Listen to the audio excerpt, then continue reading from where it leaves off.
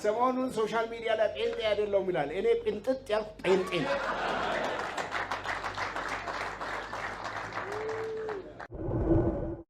ጤና ይስጥልኝ፣ ዘላለም ነኝ።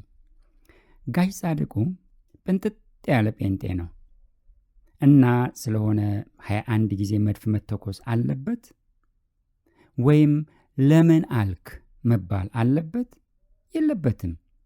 ይህ እኮ መብቱ ነው። በቤተ ክርስቲያኑም በመንግስትም የተጠበቀ መብቱ ነው። መብት ግን ዳርቻ አለው። ያንን እርሱ የሆነውን ነገር ያልሆነ ሰው አለመሆኑን መናገርም ይችላል። እኔ ጴንጤ አይደለሁም ማለት ይችላል። ያ ማበሳጨት የለበትም።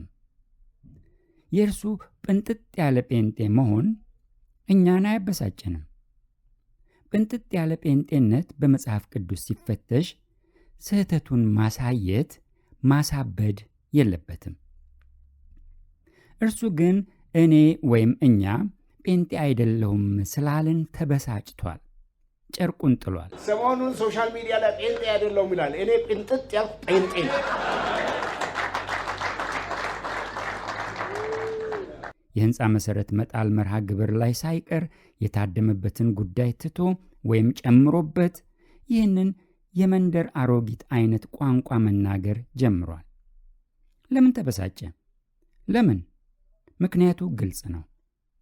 ባለፉት ሳምንታት እኔ ጴንጤ አይደለሁም ካልኩ በኋላ የጴንጤቆስጣዊውን እንቅስቃሴ አጀማመር እና የስህተት ትምህርቶች እንዲሁም መጽሐፍ ቅዱሳዊ ያልሆኑ ሰውኛ ልምምዶች ለማሳየት ጥረት አድርጌያለሁ።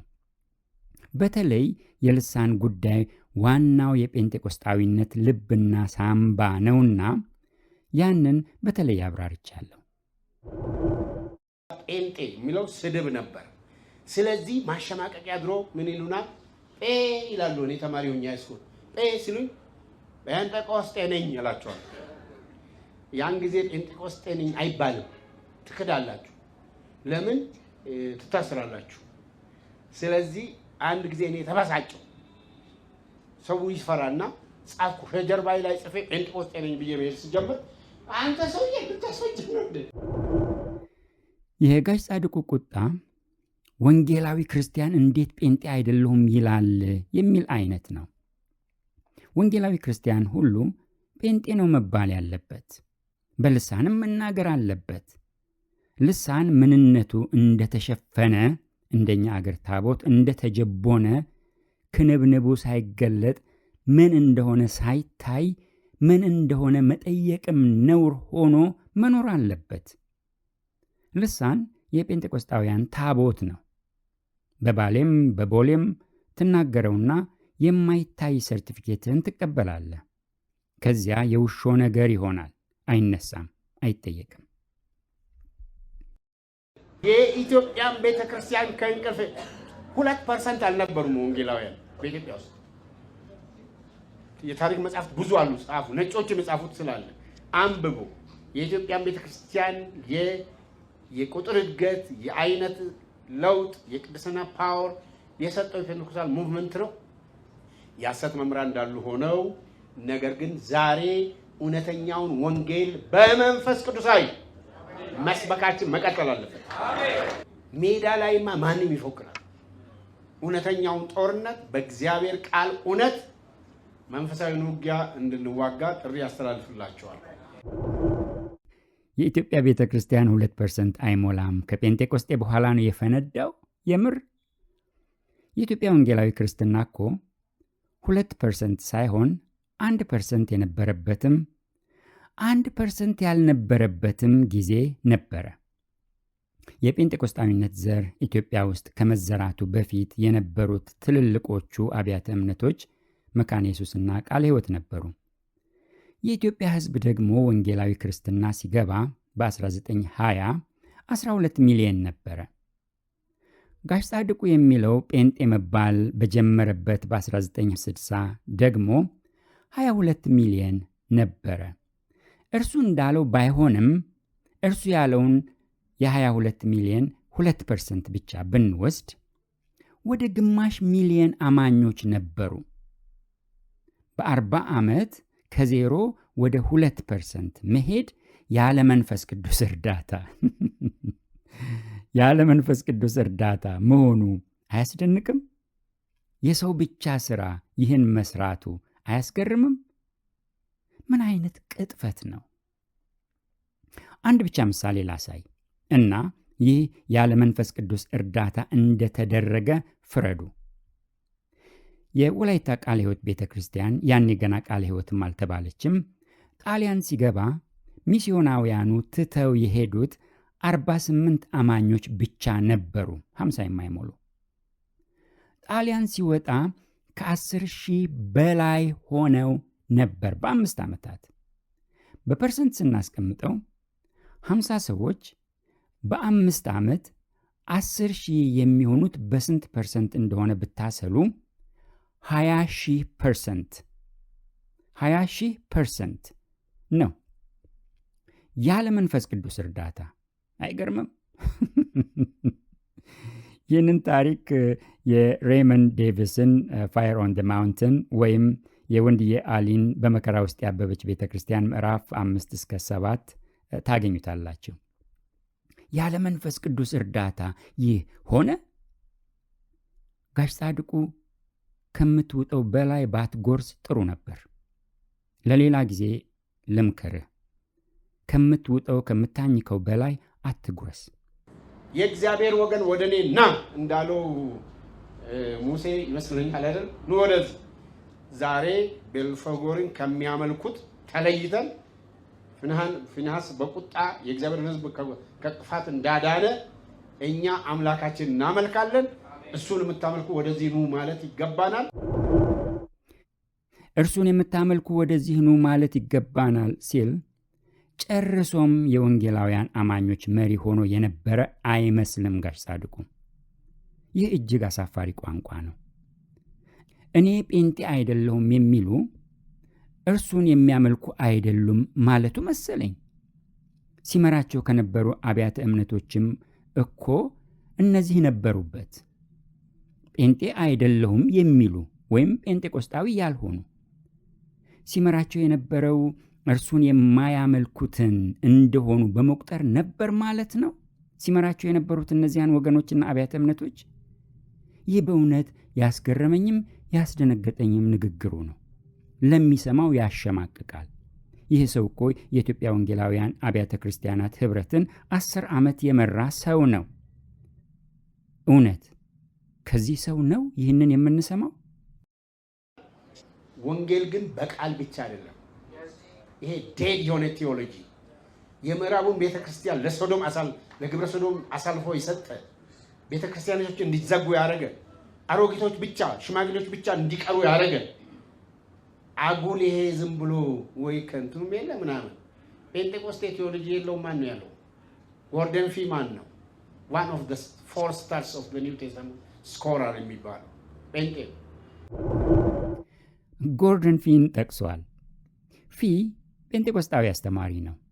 ጥንቁቅ አስተማሪና ስነ መለኮታዊ ነው። በተለይ ከዳግ ስቱዋርት ጋር አብሮ የጻፉት መጽሐፍ ቅዱስና የአፈታት ስህተቶች የሚለውን መጽሐፌን ስጽፍ ጥሩ ጉዝጓዝ የሆነልኝ መጽሐፍ ነው።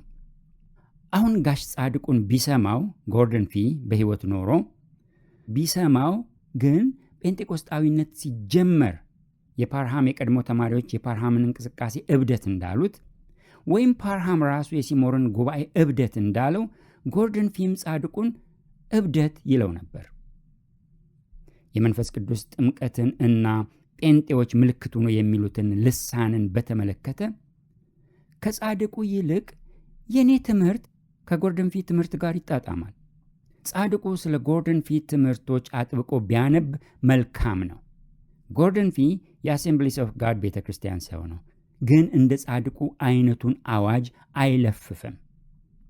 የሀገራችን ጴንጤዎች ከምዕራቡ ዓለም ፔንቴኮስታልስ የተለየ የሚያደርጋቸው ብዙዎቹ የሀገራችን ጴንጤዎች ጭንቅላታቸውን በር ላይ አስቀምጠው ነው ወደ አምልኮ የሚገቡት። ምዕራባውያኑ ግን አያወልቁትም፣ እንደለበሱ ነው የሚገቡት አእምሯቸው። ደግሞም ቃሉን አንባቢዎች ናቸው። ያለሁበት ሀገር ያሉት ፔንቴኮስታል ቤተ ክርስቲያናት ሄጄ እብደት አላየሁም። ደረቅ ዶክትሪን፣ ህይወት የማይለውጥ ጭንቅላት የሚያሳብጥ ፍቅር የጎደለው ቴዎሎጂ አንቀበልም። በእግዚአብሔር መንፈስ የታሸ በቃሉ እውነት ላይ የተመሰረተ በፍቅር የተሞላ በኃይል የተሞላ ሃሌሉያ።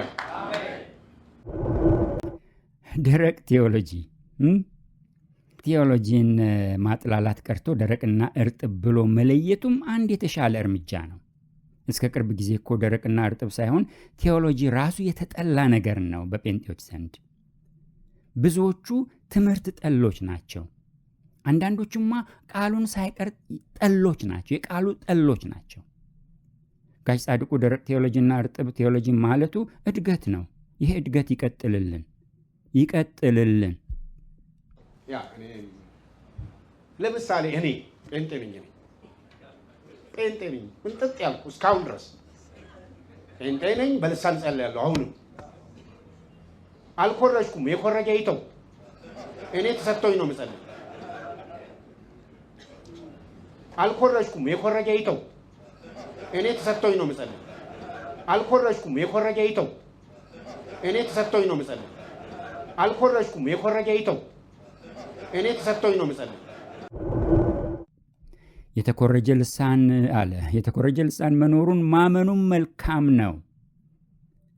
እርሱም እኮ ሳይቀር ሳይናገር በፊት ሲሰማው ኖሯል። እንደዚያ ያለውን ነገር የኮረጀ ይተው እንዳለው ቢተዉት እኮ ባለፉት ሳምንታት 99.9 ያልኩት ጸጥ ረጭ ይል ነበር።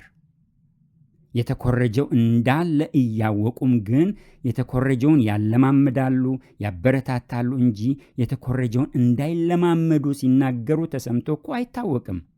የኮረጀ ይተው ያለ ኢትዮጵያዊ ጴንጤ ስሰማ የመጀመሪያ ጊዜ ነው። ቢሆንም የጋሽ ጻድቁን ምክር ስሙና የኮረጃችሁ ልሳን ተናጋሪዎች እባካችሁ የኮረጃችሁትን ልሳን አቁሙ። እኔን አትስሙ፣ ጻድቁን ስሙ። እሱ ነው የተኮረጀ ካለ የኮረጀ ይተው ያለው። የተሻለው ደግሞ እኔንም ጻድቁንም አትስሙ፣ ጳውሎስን ስሙና 1 ቆሮንቶስ 14ን አንብቡ።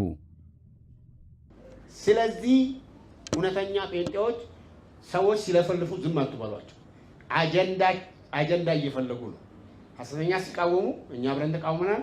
አሁን ወደኛ ስለመጡ አጀንዳቸውን እዛው ማቆም ይገባናል። በዚህ አጋጣሚ አማኑኤሎችም፣ ሙሉ ወንጌሎችም፣ ሕይወት ብርሃኖች፣ ገነቶች፣ ጴንጤንን የምትሉ ሁሉ ሌሎችም ካሪዝማቲኮች፣ ቃለ ሕይወትም አሁን ካሪዝማቲክ ነው፣ መካኒዝም ካሪዝማቲክ ኢትዮጵያ ውስጥ ጴንጤ ያልሆነ ያልተነካ በመንፈስ ቅዱስ የማይናገር ልታገኝ አትችልም። ተስፋ ቁረጥ፣ እኛ ጴንጤዎች ነን። ሃሌሉያ። ተስፋ ቁረጥ፣ እኛ ጴንጤዎች ነን። ሃሌሉያ። ተስፋ ቁረጥ፣ እኛ ጴንጤዎች ነን። ሃሌሉያ። ተስፋ ቁረጥ፣ እኛ ጴንጤዎች ነን። ሃሌሉያ። ተስፋ ቁረጥ። ስለምን ጉዳይ ነው ተስፋ የሚቆረጠው? መካነ ኢየሱስና ቃለ ሕይወትስ ከመቼ ወዲህ ነው ጴንጤ የሆኑት? እርግጥ ነው የተዘሩ የስህተት ልምምድ እንክርዳዶች አሉ። አንድ ጊዜ አንድ መጣጥፍ ወንድዬ አሊ ጻፈና ለቃለ ሕይወት መጽሔት እንዲዘጋጅ እንዲቀርብ ነው እንዲታተም ቀረበ። በዚያ መጣጥፍ ከመስጠቱ በፊት አሳይቶኝ ነበር። ወደ 40 የሚጠጉ የወላይታ ቀጠና ቃለ ሕይወት ቤተ ክርስቲያኖች እንዴት ባለ ስልታዊ ዘረፋ የሙሉ ወንጌል አጥቢያዎች እንደሆኑ ወይም እንደተቦረቦሩና ተቦድሰው እንደተወሰዱ በዝርዝርና በማስረጃ የተጻፈ መጣጥፍ ነው። የሆነው ምንድን ነው? የቃለ ሕይወት አጥቢያዎች ባሉባቸው አጥቢያዎች አቅራቢያ ጥቂት ብቻ ራቅ ብለው የሙሉ ወንጌል ልጆች ቤተ ክርስቲያን ይከፍቱና ጴንጤያዊ ወይም ጴንጤቆስጣዊ ልምምድ ማለማመድም ይጀምራሉ። ከዚያ ሰዎችን በተለይም ወጣቶችን እያሰረጉ ወደዚህ ያስገባሉ። እንዲህ ባይደረግ መልካም ነበር። ያስገረመኝ በጊዜው የነበሩ የቃለ ሕይወት ቤተ ክርስቲያን መንፈሳዊ አመራር ክፍል አለቆች ያን መጣጥፍ አይተው ነገሩ እውነት ቢሆንም ግድ የለም ይቅር አይውጣ ብለው እንዳይወጣ አደረጉ። ቃለ ሕይወትና መካነ ኢየሱስ ጴንጤ ሆነዋል የሚለው የዚያ አይነቱን የተጭበረበረ አሰራር ነው። የዛሬ 55 ዓመት from that very day on በመንፈስ ቅዱስ ከተሞላ በኋላ በአንድ ወር ነው የታሰርነው። ይገርመኛል። ከዛ ቀን ጀምሮ እስከ ዛሬ በልሳን እጸልያለሁ ተቃጠሉ፣ በልሳን እጸልያለሁ ተቃጠሉ፣ በልሳን እጸልያለሁ ተቃጠሉ፣ በልሳን እጸልያለሁ ተቃጠሉ። ይህ እኮ የመንደር አሮጊት ቋንቋ ነው። ተቃጠሉ? ከየት የመጣ ቃል ነው ይህ? ከየት የመጣ መቃጠልስ ነው ይህ? ጋሽ ጻድቁ ከዚህ ስብሰባ በፊት የት ነበር የሰነበተው ብዬ እንድጠይቅ ይህ አነጋገሩ ያስገድደኛል። በደህናው ነው? ስለዚህ አጭር ቪዲዮ ስደመድም የምለው ጋሽ ጻድቁ የሕንፃ መሠረት ድንጋይ ማስቀመጥ ላይ ተገኝቶ ይህንን ከዚያ ጉዳይ ጋር የማይገናኝ ነገር መናገሩ በጉዳዩ ራሱ ተቃጥሏል ማለት ነው። እኛ ለማቃጠል ብለን አይደለም እኔ ጴንጤ አይደለሁም ያልነው። እኔ ለማቃጠል ብዬ አይደለም ያንን ቃል የተናገርኩት ወይም የጻፍኩት። እኛ እኔ ጴንጤ አይደለሁም ያልነው ስላልሆንን ነው። የሆነውንም ያልሆነውንም መናገር ተገቢ ነው። ጻድቁም የሆነውን ያልሆነውንም መናገር ይችላል። ግን ይሄ ድብን በሉ ተቃጠሉ አይነት ንግግር 55 ዓመት ከቆየ ጥንጥጥ ያለ ጴንጤ ሰው ይጠበቃል ማለት ነው።